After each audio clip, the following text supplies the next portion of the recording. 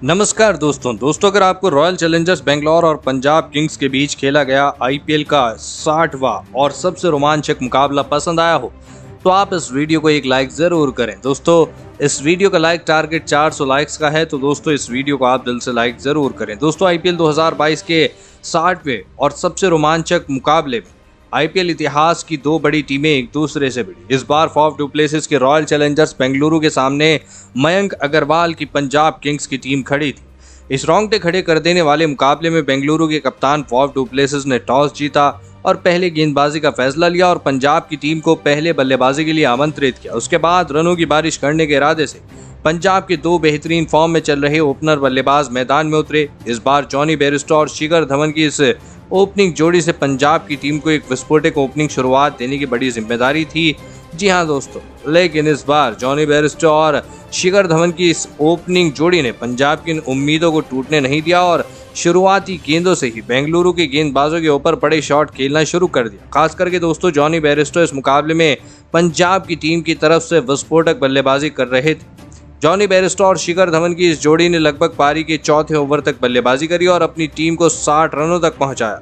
लेकिन फिर पारी का 5वां ओवर डालने आए ग्लेन मैक्सवेल ने सेट हो चुके पंजाब के ओपनर बल्लेबाज शिखर धवन को क्लीन बोल्ड कर दिया। शिखर धवन 15 गेंदों में 21 रन बनाकर आउट हो गए। शिखर धवन के आउट हो जाने के बाद अब पंजाब की टीम की तरफ से भानुका राजपक्षे को बल्लेबाजी करने मैदान में भेजा गया, लेकिन उनके साथ ही खिलाड़ी और पंजाब के दूसरे ओपनर बल्लेबाज जॉनी बेयरस्टो को जी हां इस मुकाबले में विस्फोटक फॉर्म में दिखाई दे रहे थे। जॉनी बेयरस्टो बेंगलुरु के हर एक गेंदबाज पर चौके छक्के लगा रहे थे। इस मुकाबले में जॉनी बेयरस्टो अपने बल्ले से 220 के स्ट्राइक रेट से बल्लेबाजी कर रहे थे, लेकिन बल्लेबाजी करने आए नए बल्लेबाज भानुका राजपक्षे उनका साथ ज्यादा देर तक नहीं निभा पाए और पारी का 7वां ओवर डालने आए वनिंदु हसरंगा ने भानुका राजपक्षे को हर्षल पटेल के हाथों कैच आउट करा दिया। भानुका राजपक्षे 3 गेंदों में 1 रन बनाकर आउट हो गए। पंजाब के ओपनर बल्लेबाज जॉनी बेयरस्टो गजब के फॉर्म में दिखाई दे रहे थे, लेकिन अब उनका दूसरे छोर से भी किसी बेहतरीन बल्लेबाज जी हां आपको बता देंगे के साथ की आवश्यकता थी। और फिर भानुका राजपक्षे के आउट हो जाने के बाद बल्लेबाजी करने आए पंजाब के सबसे विस्फोटक बल्लेबाज लियाम लिविंगस्टन ने सेट हो चुके जॉनी बेयरस्टो का साथ बाखूबी निभाया। लिविंगस्टन ने आते ही जॉनी बेयरस्टो के साथ मिलकर उसी रन गति से पंजाब की पारी को आगे बढ़ाया। इस बीच जॉनी बेयरस्टो ने अपना अर्धशतक भी पूरा कर लिया। जॉनी बेयरस्टो और लियाम लिविंगस्टन की इस जोड़ी के सामने बेंगलुरु का कोई भी गेंदबाज नहीं टिक पा रहा था। जॉनी बेयरस्टो और लियाम लिविंगस्टन ने मिलकर पंजाब की टीम के लिए लगभग पारी के 9वें ओवर तक बल्लेबाजी करी और अपनी टीम को 101 रनों तक पहुंचाया। लेकिन फिर पारी का 10वां ओवर डालने आए शहबाज अहमद ने सेट हो चुके जॉनी बेयरस्टो को मोहम्मद सिराज के हाथों कैच आउट करा दिया। जॉनी बेयरस्टो 29 गेंदों में 66 रन की लाजवाब पारी खेलकर आउट हो गए। जॉनी बेयरस्टो का बड़ा विकेट खोने के बाद अब पंजाब की टीम की तरफ से पंजाब के कप्तान मयंक अग्रवाल बल्लेबाजी करने मैदान में उतरे, लेकिन उनके साथ बल्लेबाजी कर रहे लियाम लिविंगस्टन अपसेट हो चुके थे और इस वजह से जॉनी बेयरस्टो के विकेट खोने के बाद भी पंजाब की रन गति पर बेंगलुरु की गेंदबाजी का कोई असर नहीं हो पा रहा था। आपको बता दें कि लियाम लिविंगस्टन लगातार बड़े शॉट खेले जा रहे थे, जिस वजह से दबाव पूरी तरह से बेंगलुरु की गेंदबाजी पर था। जी हाँ, आपको बता दें कि लियाम लिविंगस्टन और मयंक अग्रवाल की इस जोड़ी ने बेंगलुरु के कप्तान फाफ डू प्लेसिस के हर एक प्लान की धज्जियां उड़ा दी थी। खास करके दोस्तों लियाम लिविंगस्टन इस बार खतरनाक फॉर्म में दिखाई दे रहे थे। इसी बीच लियाम लिविंगस्टन ने अपना अर्धशतक भी पूरा कर लिया। लियाम लिविंगस्टन ने इस मुकाबले में 42 गेंदों में 70 रनों की पारी खेली और लिविंगस्टन की इस विस्फोटक बल्लेबाजी की वजह से पंजाब की टीम ने 209 रनों का विशाल लक्ष्य बेंगलुरु की टीम के आगे रखा। उसके बाद पंजाब से मिले 209 रनों के विशाल लक्ष्य का पीछा करने बेंगलुरु के दो दिग्गज ओपनर बल्लेबाज मैदान में उतरे। विराट कोहली और बेंगलुरु के कप्तान फाफ डू प्लेसिस के कंधों पर इस बड़े लक्ष्य का पीछा करते हुए बेंगलुरु की टीम को एक विस्फोटक ओपनिंग शुरुआत दिलाने की एक बड़ी जिम्मेदारी थी।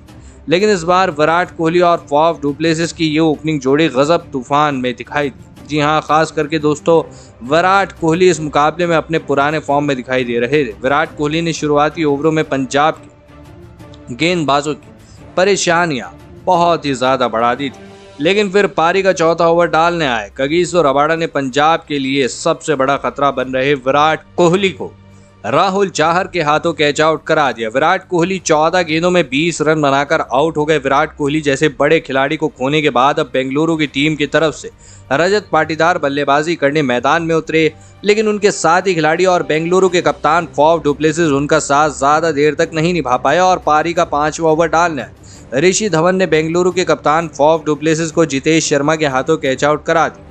फॉफ डु प्लेसिस 8 गेंदों में 10 रन बनाकर आउट हो गए, तो वहीं उनके तुरंत ही बाद बल्लेबाजी करने आए नए बल्लेबाज महिपाल लॉम्ब्रॉर को भी ऋषि धवन ने ज्यादा देर तक मैदान में नहीं टिकने दिया और अपनी इसी 5वें ओवर की 5वीं गेंद पर महिपाल लॉम्ब्रॉर को ऋषि धवन ने शिखर धवन के हाथों कैच आउट करा दिया। महिपाल लॉम्ब्रॉर 3 गेंदों में 6 रन बनाकर आउट हो गए। बेहतरीन शुरुआत के बाद अब बेंगलुरु की टीम ने एक के बाद एक अपने टॉप ऑर्डर के 3 बल्लेबाजों को खो दिया था, जिस वजह से पंजाब की गेंदबाजी अब बेंगलुरु की बल्लेबाजी पर हावी होती दिखाई दे रही थी।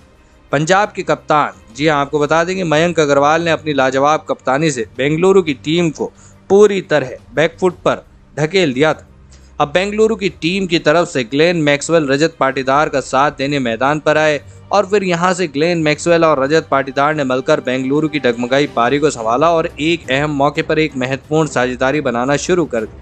ग्लेन मैक्सवेल और रजत पाटीदार की इस जोड़ी ने लगभग पारी के 10वें ओवर तक बल्लेबाजी करी और अपनी टीम को 104 रनों तक पहुंचाया, लेकिन फिर इन दोनों को सेट होता हुआ देखकर पंजाब के कप्तान मयंक अग्रवाल ने पारी का 11वां ओवर अपने सबसे अनुभवी स्पिन गेंदबाज राहुल चाहर को डालने दिया और राहुल चाहर ने अपनी इसी ओवर में सेट हो चुके रजत पाटीदार को शिखर धवन के हाथों कैच आउट करा दिया। रजत पाटीदार 21 गेंदों में 24 रन बनाकर आउट हो गए, तो वहीं उनके तुरंत ही बाद बेंगलुरु के सबसे विस्फोटक बल्लेबाज ग्लेन मैक्सवेल को भी पारी 12वां ओवर डालने आए हरप्रीत बराड़ ने अर्शदीप सिंह के हाथों कैच आउट करा दिया। ग्लेन मैक्सवेल 22 गेंदों में 35 रन बनाकर आउट हो गए। ग्लेन मैक्सवेल जैसे बड़े खिलाड़ी को खोने के बाद अब बेंगलुरु की टीम पूरी तरह बैकफुट पर चली गई थी।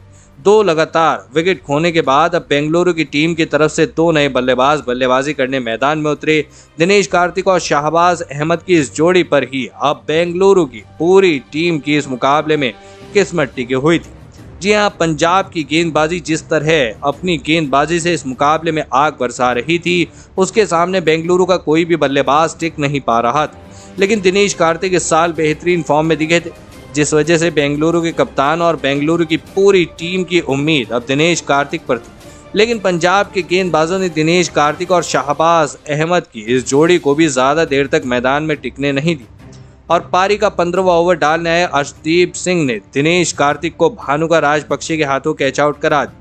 दिनेश कार्तिक 11 गेंदों में 11 रन बनाकर आउट हो गए, तो वहीं उनके तुरंत ही बाद बेंगलुरु की टीम के आखिरी उम्मीद बचे शाहबाज अहमद को भी कगिसो रबाडा ने भानुका राजपक्षे के हाथों कैच आउट करा दिया। जी हाँ, इस मुकाबले को लगभग यहीं पर खत्म कर दिया। शाहबाज अहमद 14 गेंदों में 9 रन बनाकर आउट हो गए और इसी के साथ अंत में पंजाब की गेंदबाजी के आगे बेंगलुरु की टीम इस मुकाबले को जीत नहीं पाई और पंजाब की टीम ने 54 रनों से इस मुकाबले में बाजी मार ली। दोस्तों, इस मुकाबले पंजाब की टीम के खिलाड़ियों ने अपने बल्लेबाजी के साथ साथ गेंदबाजी में भी मैदान में 100% दिया, जिस वजह से इस करो या मरो वाले मुकाबले में पंजाब की टीम बेंगलुरु जैसी बड़ी टीम को भी हरा पाई। लेकिन दोस्तों, बेंगलुरु की बल्लेबाजी के वक्त जिस तरह की लाजवाब गेंदबाजी कगिसो रबाडा ने इस मुकाबले में करके दिखाई, उसने बेंगलुरु की जीत में सबसे बड़ी और अहम भूमिका निभाई। तो दोस्तों, आप रबाडा की इस मैच जिताऊ गेंदबाजी के लिए उन्हें 10 में से कितने अंक देना चाहेंगे? आप अपनी राय नीचे कमेंट में देना बिल्कुल भी ना भूलें। धन्यवाद।